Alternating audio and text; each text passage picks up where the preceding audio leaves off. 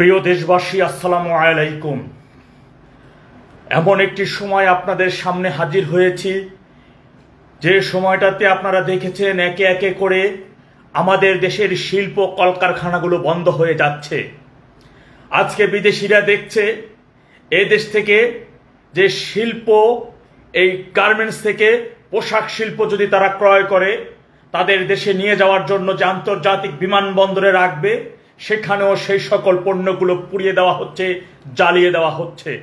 আজকে বিদেশি ব্যবসায়ীরা দেখছে যে দেশে যে সেক্রেটারিয়েট, সচিবালয়ে আগুন লাগে, আন্তর্জাতিক বিমানবন্দর পুড়িয়ে দেওয়া হয়, একে একে শিল্প কারখানাগুলো ধ্বংস করে দেওয়া হচ্ছে।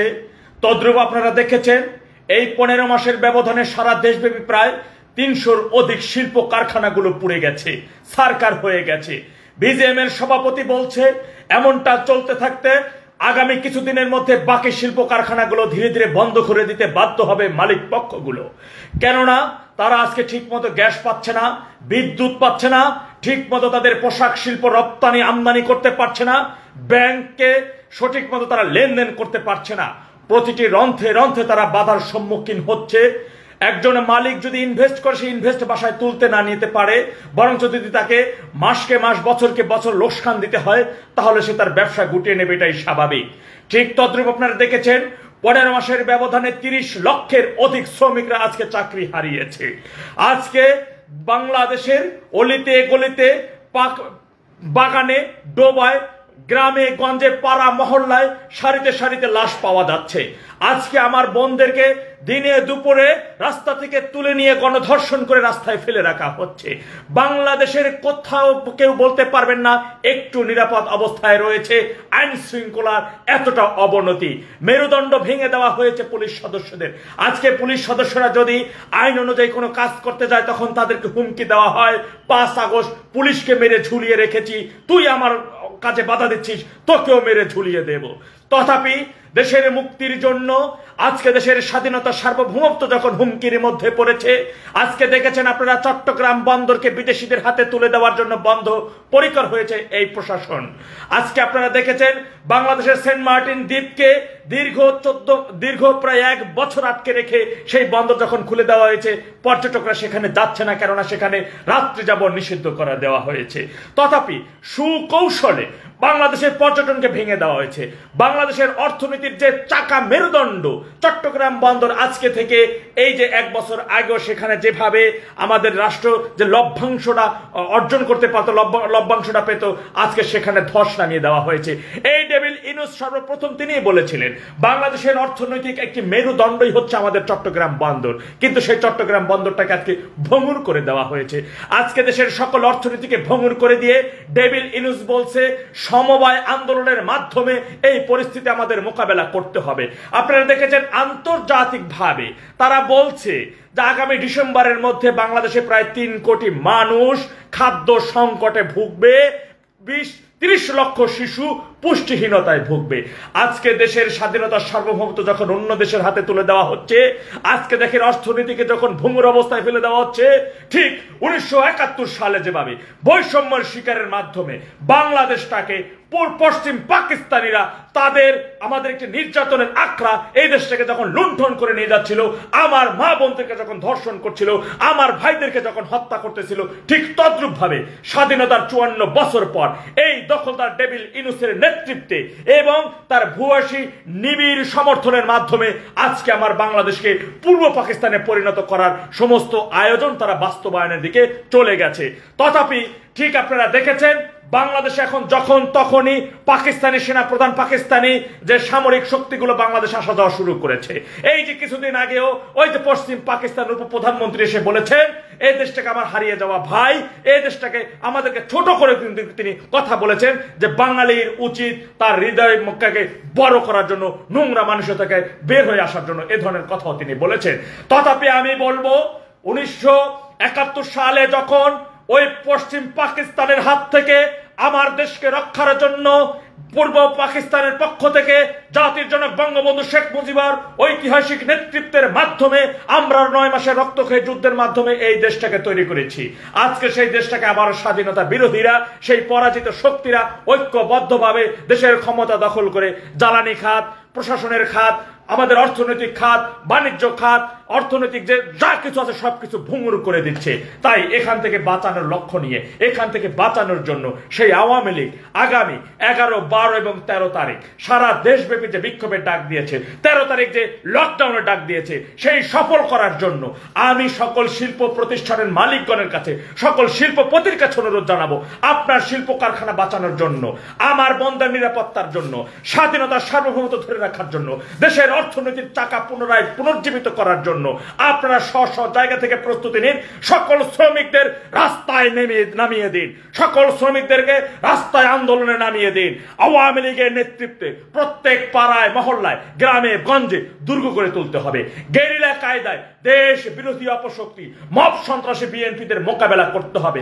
মনে রাখবেন, একজন ব্যক্তির পিছনে দরকার হলে 20 জন লেগে থাকবেন। কোথায় কোন দিকে যাচ্ছে সন্ধ্যা গেলে কিন্তু গেরিলা কায়দায় কিন্তু তাকে আবু সাইদ করে দেওয়াটা খুব বেশি কঠিন ব্যাপার হয় না। তথাপি আমি আপনাদের কাছে অনুরোধ করব, আমাদের দেশকে বাঁচানোর জন্য আমাদের সংগ্রাম অত্যাবশ্যকীয়, আমাদের সংগ্রাম করতে হবে। আন্দোলনের কোনো বিকল্প নাই। আন্দোলন ছাড়া আমরা আমাদের দেশকে কোনোভাবেই বাঁচাতে পারবো না। আন্দোলন সংগ্রামের মাধ্যমেই এই দেশকে আমাদের ওই দখলদার 71-এর পরাজিত শক্তির হাত থেকে আমাদের দেশকে রক্ষা করতে হবে। আপনারা দেখেছেন দেশের অর্থনৈতিক এই ভঙ্গুর অবস্থা, এমনকি আন্তর্জাতিক সংস্থা থেকে, যেটা জাতিসংঘ থেকে বলা হচ্ছে ডিসেম্বরের মধ্যে বাংলাদেশে 3 কোটি মানুষ অতীব দারিদ্র সীমার নিচে চলে যাবে, খাদ্য সংকটে ভুগবে, 30 লক্ষ শিশু পুষ্টিহীনতায় ভুগবে। এই বিষয় নিয়ে দেশের বর্তমানে বিএনপি, এই মব সন্ত্রাসী দল সহ, স্বাধীনতা বিরোধী দল সহ একটি রাজনৈতিক দলও সেই বিষয়ে কোনো মন্তব্য, কোনো প্রতিক্রিয়া ব্যক্ত করে নাই, বা কেন এমনটা হচ্ছে সেই বিষয়টির জন্য তারা এই দখলদার ডেভিল ইউনূস প্রশাসনের কাছে কোনো জবাবও চায় নাই। বরঞ্চ তারা বিভিন্ন জায়গায় দেখেছেন তারা একটি মনোনয়ন বাণিজ্যের খেলা খেলছে। যাদেরকে মনোনয়ন দেওয়া হচ্ছে না তারা আবার আন্দোলন করতেছে। আন্দোলনে তারা অসহায় ব্যবসায়ীদের দোকানপাট পুড়িয়ে দিচ্ছে। তারা আজকে দেখলাম যে ট্রেনেও আগুন ধরিয়ে দেওয়া হচ্ছে। এই আগুন সন্ত্রাস, লাশের খেলা করা, এই বিএনপিকে মোকাবেলা করেই আমাদের দেশের স্বাধীনতার সার্বভৌমত্ব ধরে রাখতে হবে। দেশের শিল্প খাত, বাণিজ্য খাত, দেশের অর্থনৈতিক খাত সবকিছু আমাদের উৎখাত করতে, মানে সবকিছু আমাদের পুনরুজ্জীবিত করতে হলে আমাদের এক এবং অভিন্ন হয়ে সকলকে একসাথে একটি চূড়ান্ত আন্দোলনের মাধ্যমেই আমরা এই দখলদারের হাত থেকে দেশের স্বাধীনতার সার্বভৌমত্ব রক্ষা করতে পারবো। তাই আপনাদের উচিত স্ব জায়গা থেকে নিজেদের মধ্যে, আমাদের যে সকল 71-এর ভাইরা রয়েছে, আমার ছাত্রলীগের ভাইরা, যুবলীগের ভাইরা, আওয়ামী লীগের সকল অঙ্গ সংগঠনের সহযোগী ভাইদেরকে আপনারা সহায়তা করুন, তথ্য দিয়ে সহায়তা করুন। তাদেরকে থাকার জন্য, বাসস্থানের জন্য আপনার এলাকা থেকে, মনে রাখবেন আজকে ছাত্রলীগের যে ভাইটা, আওয়ামী লীগের যে ভাইটা, 71-এর মহান মুক্তিযুদ্ধের চেতনাধারী যে ভাইটা, আজকে স্বাধীনতার সার্বভৌমত্বের পক্ষে লড়াই করা যে ভাইটা, তিনি কিন্তু নিজের ক্ষমতার জন্য, নিজের ক্ষমতা যাবে সেই জন্য সংগ্রাম করছে না। নিজের জীবনে বাজি রেখে নিজের অর্থনৈতিক চাকাকে উন্নতি করবে সেই জন্য কিন্তু তিনি আন্দোলন করছে না। তিনি আন্দোলন করছে আমার বোনকে যারা ধরে নিয়ে ধর্ষণ করছে তাদের বিরুদ্ধে। তিনি আন্দোলন করছে 3200 পুলিশকে নির্মমভাবে যারা হত্যা করেছে তাদের, সেই হত্যাকারীদের বিচার হবে না, যে ইন্ডিমিনিটি চালু করেছে সেই বিচার নিশ্চিত করার জন্য। আজকে আমার যে ভাইটা আন্দোলন করছে বাংলাদেশের অর্থনৈতিক চাকাকে যারা ধ্বংস করে দিয়েছে তাদেরকে শাস্তির আওতায় আনার জন্য। আমার আজকে যে ভাইটা আন্দোলন রাজপথে মিছিল করছে, সে দেশটাকে আজকে যারা ভিন্ন দেশের কাছে দেশের স্বাধীনতার সার্বভৌমত্ব আজকে যারা হুমকির মধ্যে ফেলেছে, সেই স্বাধীনতার সার্বভৌমত্ব পুনরুদ্ধারের জন্য আন্দোলন করছে। তাই দেশের প্রতিটা 64 জেলা তথা টেকনাফ থেকে তেতুলিয়া, রূপসা থেকে পাথুরিয়া, যে যেখানে যে অবস্থায় আমার যে সকল ভাইরা রয়েছেন, বোনেরা রয়েছেন, সাধারণ মানুষজন আপনারা রয়েছেন, আপনাদের একসাথে ঐক্যবদ্ধভাবে একটি সংগ্রাম, একটি সশস্ত্র বাহিনী, মিত্র ভাইদের সাথে নিয়ে, মিত্র বাহিনীদের সাথে নিয়ে একটি সশস্ত্র সংগ্রামী বাহিনী তৈরি করতে হবে প্রয়োজন হলে। গেরিলা কায়দায় মনে রাখবেন আমাদের পূর্বপুরুষ এই বাংলাদেশ সৃষ্টি করেছে। এই বাংলাদেশ কোন ৭১-এর পরাজিত শক্তির হতে পারে না। এই বাংলাদেশ আমার আপনার, এই বাংলাদেশ ৭১-এর মহান মুক্তিযোদ্ধাদের এই বাংলাদেশ সৃষ্টি করেছে, এই বাংলাদেশ জন্ম দিয়েছে বাংলাদেশ আওয়ামী লীগ। তাই বাংলাদেশ আওয়ামী লীগকে বেঁধে রেখে, বাংলাদেশ আওয়ামী লীগকে বাইরে রেখে কোন নির্বাচন বাংলাদেশে হতে দেওয়া যাবে না। তাই আমি আপনাদেরকে বলবো, যে যেখানে যে অবস্থায় আছেন, দেশের 18 কোটি জনগণকে বলবো, আপনারা 1971 সালের 7ই মার্চের বঙ্গবন্ধু শেখ মুজিবুর রহমানের ঐতিহাসিক ভাষণের মাধ্যমে 7.5 কোটি মানুষ রাস্তায় ঝাঁপিয়ে পড়েছিলেন। নিজেদের জীবনের মায়া ত্যাগ করে, নিজেদের রক্ত বিন্দু দিয়ে নিজেদের মা বোনকে যারা হত্যা করেছিল তাদের হাত থেকে 1971 সালে 9 মাসের রক্তক্ষয়ী যুদ্ধের মাধ্যমে কিন্তু এই দেশটাকে তৈরি করেছে। তাই আমি বলবো, বঙ্গবন্ধু কন্যা জননেত্রী শেখ হাসিনা আমাদের মাঝে এখন পর্যন্ত বেঁচে আছেন। তার নেতৃত্বে দেশের 18 কোটি জনগণ কিভাবে রাস্তায় আপনারা নেমে পড়বেন, রাস্তায় আপনারা নেমে আন্দোলন সংগ্রামের মাধ্যমে ওই দখলদার, এই মব সন্ত্রাসী সৃষ্টিকারী বিএনপির দাঁত ভাঙা জবাব দিয়ে তাদের হাত থেকে দেশের স্বাধীনতা সার্বভৌমত্ব রক্ষা করতে হবে। মনে রাখবেন, বিএনপি শুধু মুখে স্বাধীনতার কথা বলে, স্বাধীনতার পক্ষের দল হিসেবে কথা বলে, কিন্তু এই বিএনপি সর্বপ্রথম ওই শিশু সন্ত্রাসীদের গডফাদার তারেক রহমানের নির্দেশে বাংলাদেশ সৃষ্টির আতুরঘর, বাংলাদেশের জন্মদাতা, বাংলাদেশের ঐতিহাসিক বাড়ি 32 নম্বরকে ভেঙে ভাঙচুর করে দিয়েছে। স্বাধীনতা সারা দেশব্যাপী, শুধুই বঙ্গবন্ধুর ভাস্কর্য না, একজন মুক্তিযোদ্ধা, একজন বীর শ্রেষ্ঠ, বীর প্রতীক, স্বাধীনতার কোন স্মৃতিস্তম্ভগুলো বাংলাদেশ ব্যাপী কেউ পাবেন না। ওই 24-এর 5 আগস্টের পরে 16ই ডিসেম্বর গেছে, 26শে মার্চ গেছে, 21শে ফেব্রুয়ারি গেছে। কোন জেলায়, কোন উপজেলায় দেখেছেন জাতীয়ভাবে একটি দিবস পালন করতে? কোথাও দেখেছেন জাতীয় সঙ্গীত গাইতে? কোথাও দেখেছেন 71 সালের সেই রক্তক্ষয়ী যে গানগুলোর মাধ্যমে আমার দেশের মুক্তিযোদ্ধা ভাইয়ের উজ্জীবিত হয়েছিল সেই গানগুলো শুনতে?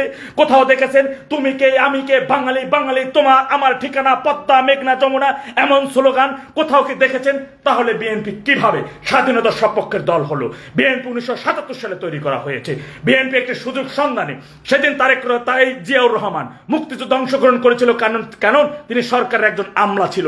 তারপরে সরকারের পক্ষ থেকে তার উপর নির্দেশ ছিল মুক্তিযুদ্ধে যেতে হবে, তাই তিনি বাধ্য হয়েছিলেন। তথাপি আমি বলবো, তারা শুধু একজন বীর মুক্তিযোদ্ধা সারা জীবন বীর মুক্তিযোদ্ধা থাকে না, তার ভিতরে একটা সময় লোভ লালসা কাজ করে। মুক্তিযোদ্ধার সেই যে কারণে তিনি মুক্তিযুদ্ধে অংশগ্রহণ করেছিল তার নীতি থেকে তিনি বেরোয় আসেন। তার উজ্জ্বল দৃষ্টান্ত ওই যে কর্নেল অলি, এই অলি তার উজ্জ্বল দৃষ্টান্ত। তথাপি আমি বলবো, যে রাজাকার সে সারা জীবন রাজাকার, যে বীর মুক্তিযোদ্ধা সে সারা জীবন মুক্তিযোদ্ধা তা নয়। আমি আপনাদেরকে শেষ পর্যায়ে চলে আসছি। আমি বলবো, স্ব জায়গা থেকে সারা দেশ ব্যাপী দুর্গ করে তুলতে হবে। গ্রামে গঞ্জে পাড়ায় মহল্লায়, প্রত্যেকটা বাজারে, প্রত্যেকটা শহরে, প্রত্যেকটা ইউনিটে আমাদের গেরিলা বাহিনী ভাইদেরকে সদা প্রস্তুত থাকতে হবে। এক ও অভিন্ন হয়ে নিজেদের মধ্যে সকল ভেদাভেদ ভুলে গিয়ে একটি সশস্ত্র সংগ্রামের মাধ্যমে আমাদের 13 তারিখের সারা দেশের লকডাউন আপনারা সফল করার জন্য স্ব জায়গা থেকে সকলে প্রস্তুতি নিন। সেই সাথে আমি বলবো, যারা শিল্প কারখানা চালাচ্ছেন, যে সকল বেসরকারি প্রতিষ্ঠানগুলো আছে, আপনারা লকডাউন সফল করার জন্য অন্তত পক্ষে একটি দিন হলেও সকল শিল্প প্রতিষ্ঠানগুলো বন্ধ রাখুন, লকডাউনকে সমর্থন জ্ঞাপন করুন। আল্লাহ সবাইকে সঠিক বুঝদান করুন। ওয়াখিরু জাওয়ানা আলহামদুলিল্লাহি রাব্বিল আলামিন। আসসালামু আলাইকুম ওয়া রাহমাতুল্লাহ। জয় বাংলা, জয় বঙ্গবন্ধু।